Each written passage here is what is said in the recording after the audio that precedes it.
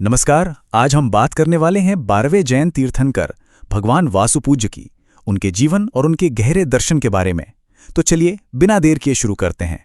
तो कहानी की शुरुआत ही एक बड़े मजेदार सवाल से करते हैं। सोचिए, एक राजकुमार राजघराने में पैदा हुआ और उसका नाम रख दिया इंद्र द्वारा पूजित। ऐसा क्यों?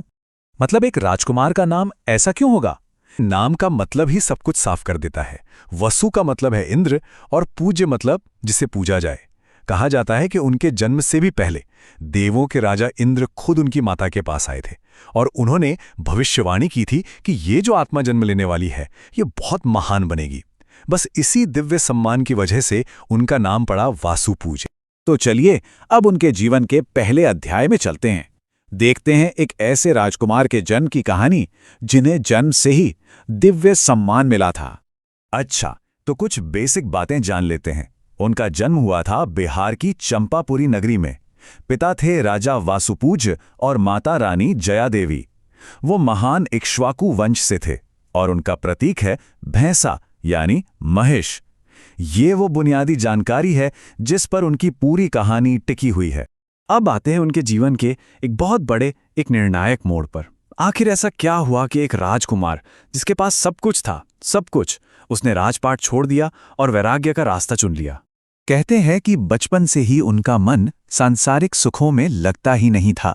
तो जब माता पिता ने शादी करने और राजपाट संभालने की बात की तो उनके सामने दो रास्ते बिल्कुल साफ थे। एक तरफ राजघराने का जीवन, शादी, शासन, और दूसरी तरफ मोक्ष की साधना, सन्यास, आत्मज्ञान। और उन्होंने अपना फैसला सुना दिया। राज सिंहासन को छोड़कर उन्होंने चुना आत्मज्ञान का रास्ता। दुनिया के सारे बंधन, सारे मोह सब त्याग दिए और दीक्षा ले ली। लेकिन बात यहीं खत्म नहीं होती। दीक्षा लेने के बाद उन्होंने जो रास्ता अपनाया वो तो और भी असाधारण था।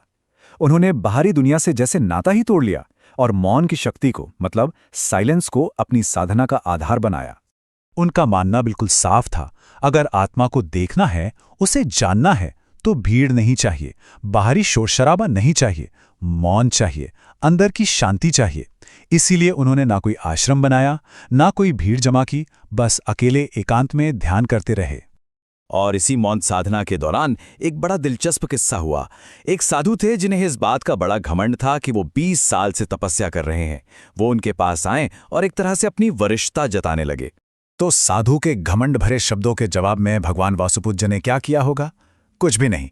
वो बस चुप रहे, एकदम मौन। और उनका वो मौन किसी भी जवाब से, किसी भी शब्द से कहीं ज्यादा शक्तिशाली था। और फिर कुछ देर बाद उन्होंने सिर्फ एक लाइन बोली, एक ऐसी लाइन जिसने उस साधु की पूरी सोच ही हिला के रख दी।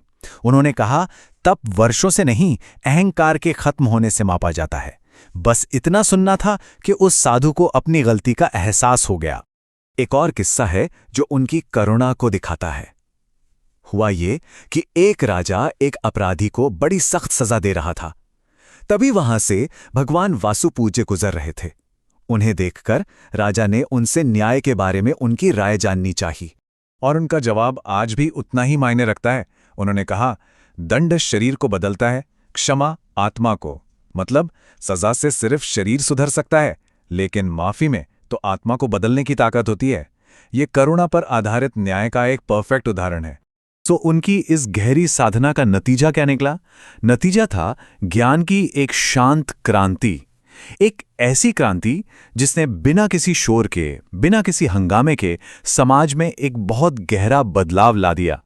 और ये बात तो सच में हैरान कर देती है। उनकी साधना इतनी तीव्र, इतनी गहरी थी कि दीक्षा लेने के सिर्फ 1 महीने के अंदर उन्हें केवल ज्ञान यानी कि संपूर्ण ज्ञान हासिल हो गया। और केवल ज्ञान मिलने के बाद उन्होंने दुनिया को वो शिक्षा दी जो जैन धर्म का आधार है।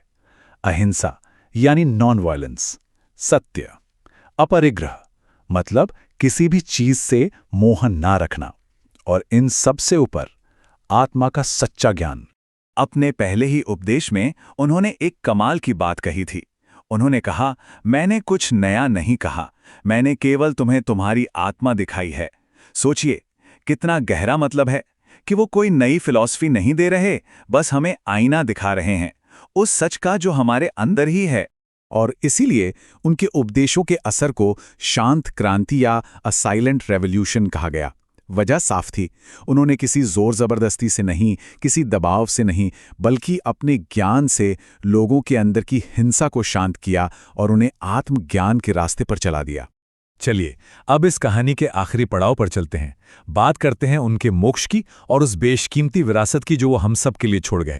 ये एक बहुत ही खास और अनोखी बात है उनके जीवन के बारे में। उनके पांचों कल्याणक, मतलब गर्भ, जन्म, दीक्षा, ज्ञान और मोक्ष, ये पांचों की पांचों दिव्य घटनाएं एक ही शहर में हुई, चंपापुरी में। और यही वजह है कि ये शहर जैन धर्म में एक बेहद पवित्र तीर्थस्थल माना जाता है। तो आखिर में भगवान वासुपूज्य का जीवन हमें सिखाता क्या है? पहला, कि मौन में सबसे गहरी आवाज होती है। दूसरा, कि असली तपस्या सालों तक भूखे रहना नहीं, बल्कि अपने अहंकार को जलाना है। तीसरा, कि सच्चा न्याय सजा में नहीं, करुणा में है। और सबसे जरूरी, कि मोक्ष कहीं बाहर नहीं, हमारे अपने अंदर है। और जाते जाते एक सवाल मैं सबके लिए छोड़कर जा रहा हूं। आज की इस भागदौड़ भरी जिंदगी में भगवान वासुपूज्य की कौन सी सीख सबसे ज्यादा मायने रखती है? करुणा वाला सच्चा न्याय या फिर सबसे बड़ा तप यानी अहंकार का त्याग? इस पर सोचिएगा जरूर। जय जिनेंद्र।